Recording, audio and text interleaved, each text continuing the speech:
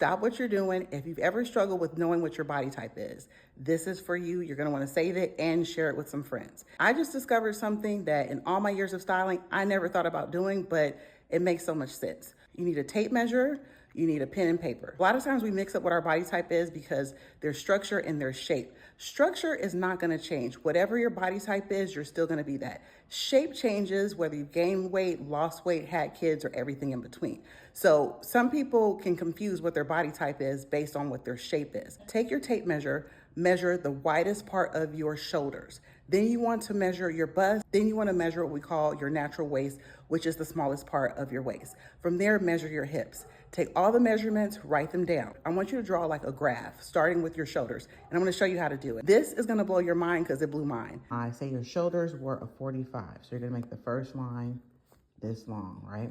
And then let's say, for instance, your bust was a 40. So you're going to make it a little bit smaller than the 45. Then let's say that your waist was a 38. It's gonna be a little bit smaller than the 40.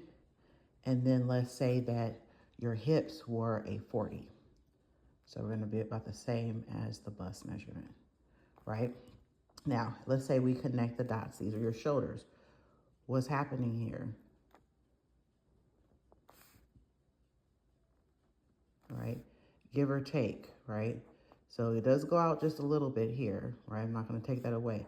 But if you can see, you have more top heaviness. That's going to point to that you are inverted triangle. I'm going to do it again. So let's say that your shoulders were a 38 and your bust was a 32. And let's say that your waist was a 26 and your hips were a 34. I think you can see where I'm getting at. Connect the dots. This gives you more of an hourglass shape, right? Because the waist is your smallest part and your hips go back out, which are similar width to your shoulders. Let's do one more.